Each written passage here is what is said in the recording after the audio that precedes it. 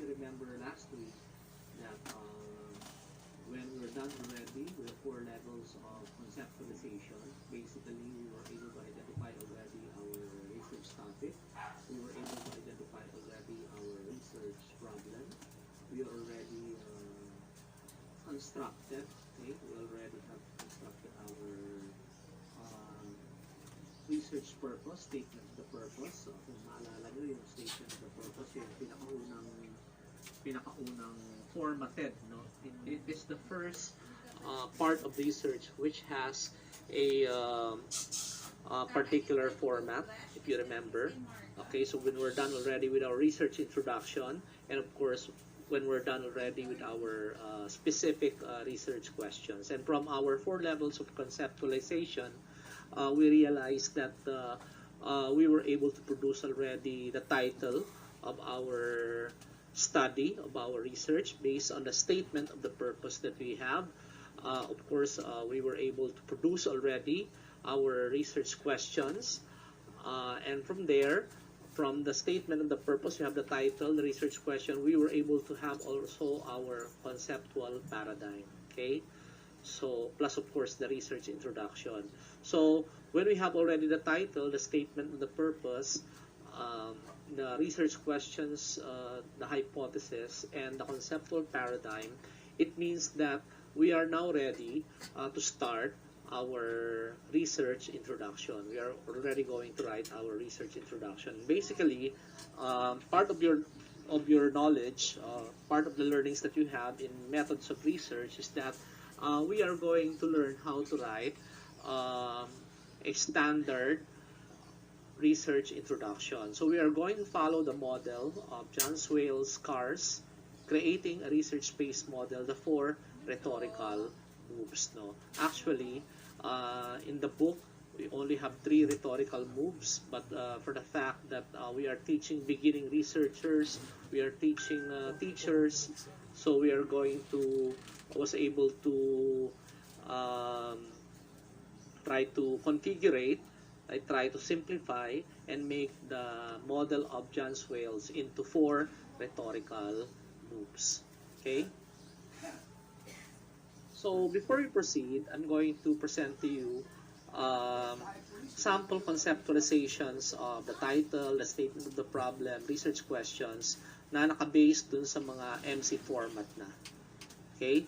So this will be very important because when we learned the research introduction last time, or when we learned the statement of the purpose rather last time, we tried to learn actually the standard or the format of Creswell. Yung nag-uumpisa sa the purpose of the study is ganun po. So this time we are going to learn the format of what? Of the Mekawayan College thesis format with regard to title, statement of the problem, research questions.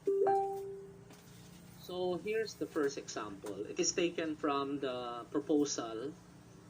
Actually, hindi na proposal to, nakapag-defense na po ito recently.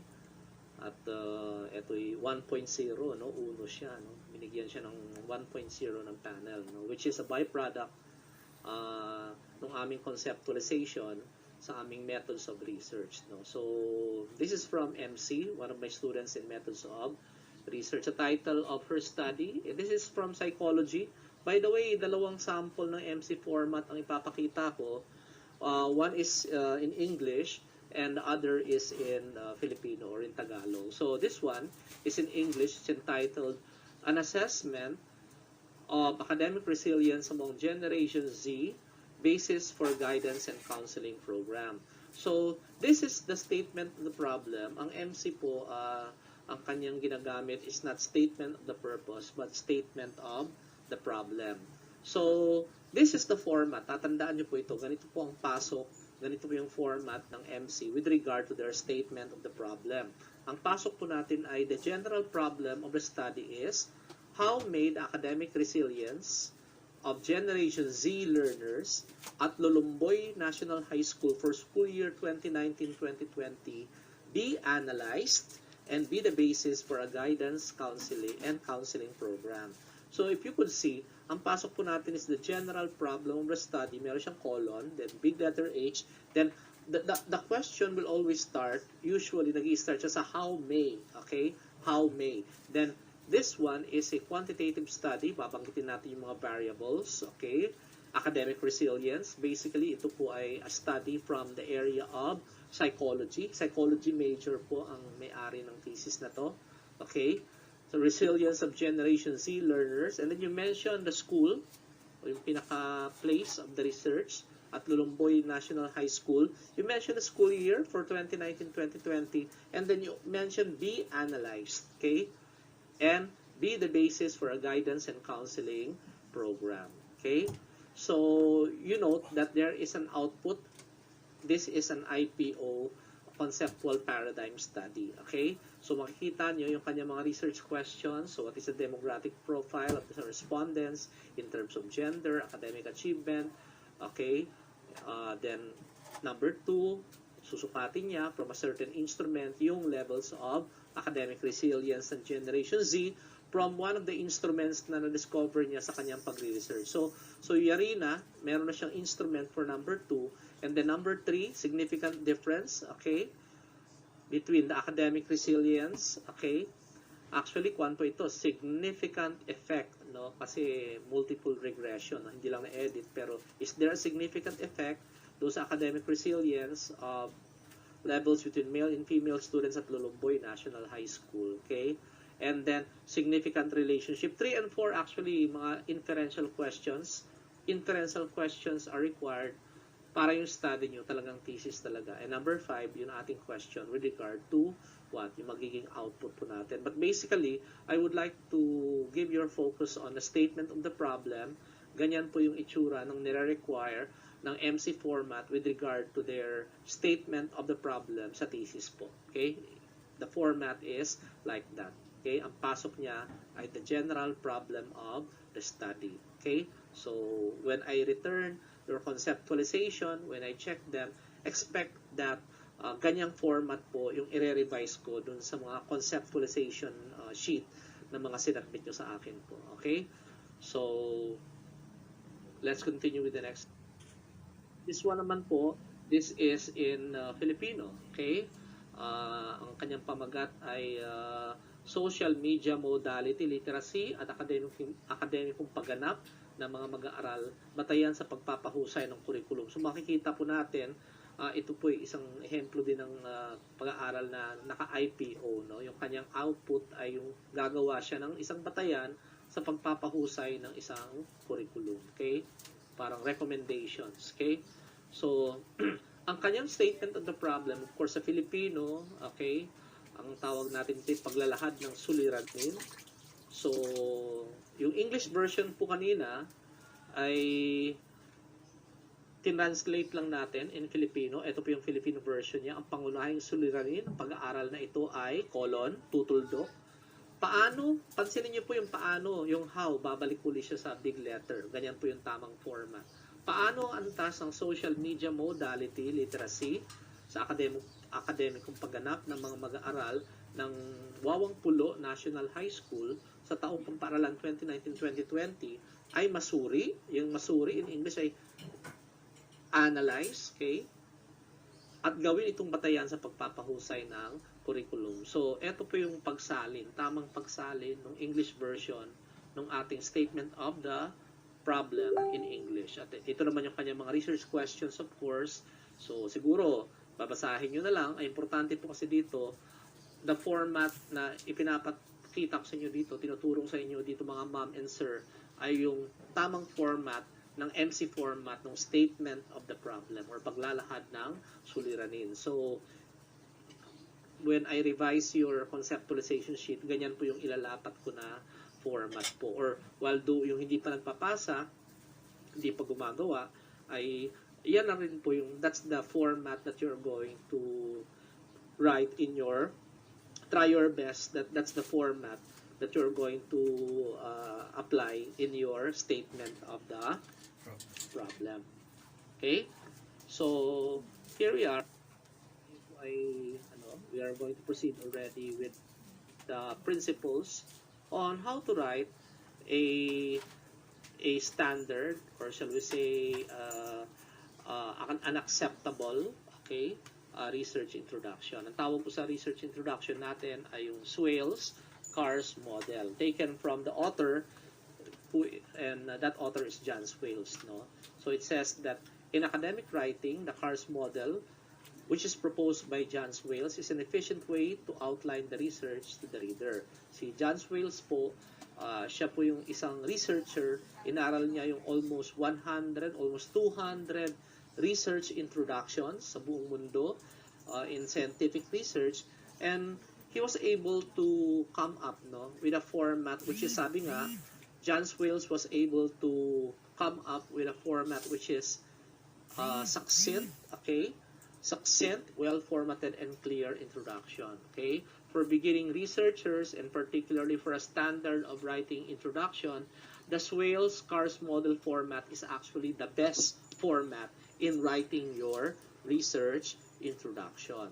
So if you may say that, if you would like to indicate that he was able to come up with a succinct, well-formatted, and clear introduction. Okay, so the standard of an excellent introduction is to the standards of what we call the CARS model by John Swales, creating a research-based model. Actually po, I try to divide, sabi ko kanina, sa mga libro, sa libro ni John Swales, or you check Google or internet, actually there are 3 moves only. But for the purpose that you are teaching beginning researchers, mga teachers po, so that it will be easier for them to apply, to understand the correct sequence or the correct moves in writing research introduction po, I try to make it 4.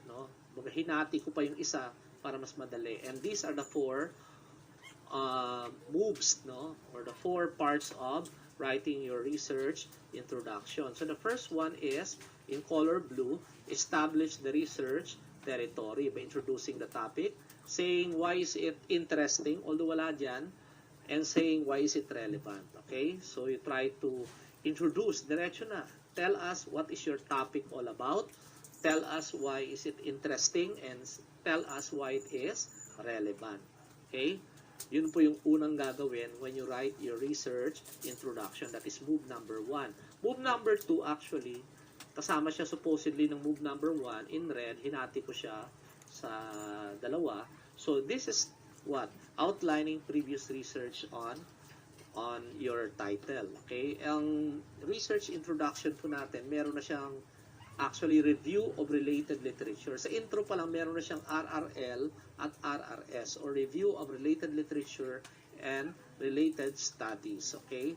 So, hindi lang actually nandoon sa review of RRL, RRS, yung pagpapaliwanag about researches, about literature. Sa intro pa lang, meron na tayong move number 2, which is what? Yung review of related literature, RRL, or review of related studies, which is actually supportive of your topic. So actually, etong move na to, ito yung pinakamahaba sa inyong introduction, which makikita natin mamaya based on the examples. Okay? The next one in color green, ito po yung move number 3. Okay? So move number 3 is what? This is your you create, you try to establish yung pinatawag nating research niche, 3 klase po yan. You can claim, 3 claim ang pwede mong gawin, pipili ka ng isa. You can make a counterclaim, pwede mong kontrahin yung mga sinasabi ng mga dati pang research. Or you can say, show a hole in pre-existing research, pwede rin. Or, pag sinabing hole, kakulangan. Ano yung mga kakulangan na hindi pa nagagawa ng mga naunang researches, okay? At pangatlo, pwede rin, sabihin mo, okay naman, yung mga naunang researches, okay? Earlier researchers are good and you are going to replicate them, gagayahin mo lang, but this time, you're going to continue that particular tradition, added ongoing research in the field. Kumbaga, you're just continuing the inquiry, tutuloy mo lang yung topic na yun, but this time, in using new participants, and at the same time, on another place, sa ibang lugar naman. For example, dito mo siya susubukan sa May Kawayan or sa Valenzuela. Okay? So, parang ginaya mo lang yung gawa ng iba using new participants and new local. Okay? So, that is move number 3. Okay? So move number 4, to finish your introduction, finally, summarize your objectives, methodology, and the results of your study. This is the part that you introduce once again, what? Your statement. Babanggitin mo uli yung statement of the purpose mo, the methodology, and your research questions, and what are the possible findings, no? Ang tawag yan, implications pa lang, no? Ano yung most likely magiging findings ng study mo? And with the 4 moves, okay, you're done with your research introduction.